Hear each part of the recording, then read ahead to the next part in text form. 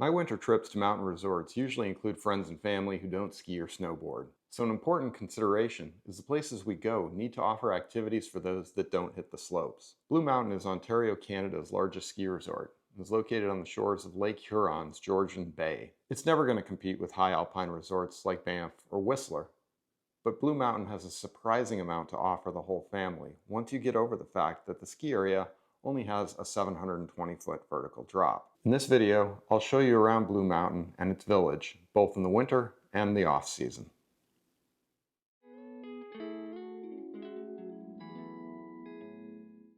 No, people will not fly in from faraway places to hit the magnificent slopes of Blue. However, considering its modest footprint, it punches far above its weight. A charming base village, tons of lodging options to fit almost any budget, and a range of activities on offer make it a four-season destination that the whole family will enjoy. Blue Mountain is located about a 2-hour drive from downtown Toronto. It centers around a pedestrianized base village that has everything you'd expect in a ski resort. You know, pubs and restaurants, outdoor outfitters, bakeries, coffee cafes, quaint boutiques and shops lining cobblestone streets. So let's talk a bit about the ski area. If you have an IKON Pass, you'll get unlimited access to Blue Mountain for the full season of day and night skiing. So, should you go? As I mentioned before, it's only 720 vertical feet, but the 5 non-beginner lifts are all modern high-speed sixes. So assuming short lift lines, you're going to be doing dozens of runs in a day. From my experience, they groom close to 100% of their named trails. They have snowmaking capability for pretty much 100% of their terrain as well. So as long as the temperatures are low enough, most runs will be open. 7 nights a week, an impressive 30 of Blue's 43 runs are also lit for night skiing as well. If you look at the trail map and resort signage, the mountain appears to have a very diverse profile of run difficulties. Of the 43 named trails, I counted 8 advanced black diamonds and 8 expert-only double blacks, most of which are concentrated on the north side around the Weider Express chair. Although there are a few relatively steep pitches, each maybe around 100 meters in length, many are groomed daily, and nothing in this area is a true double black diamond.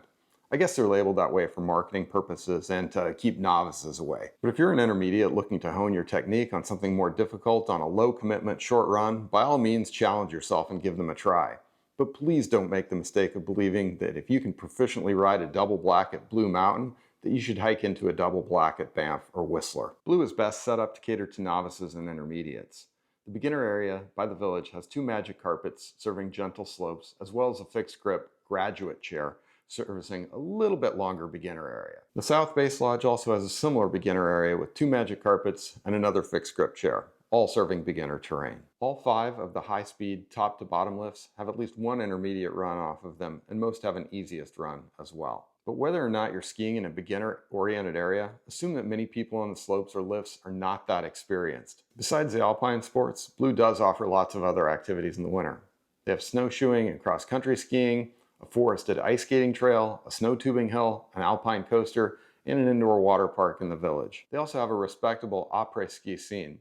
In addition to the bars and restaurants at the village, each of the 3 base lodges also has a bar and a restaurant, and of course there's the off-piste open-air bar at the top of the Southern Comfort Express chairlift. Blue is also a fun place to visit outside the winter. Once the snow melts, there's plenty of well-maintained hiking trails. The Silver Bullet lift at the village also trades its chairs for passenger gondolas, and the ropes course, miniature golf, and outdoor parts of the water park naturally kick into full gear. Accommodations around Blue go the full range. The village has a Westin hotel, as well as a number of other hotel properties run by Blue Mountain.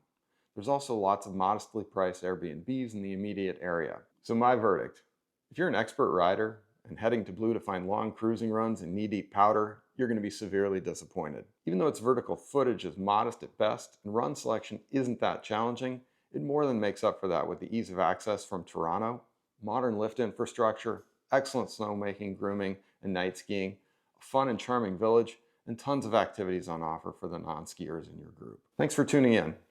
A subscribe is sincerely appreciated and helps me to continue the channel.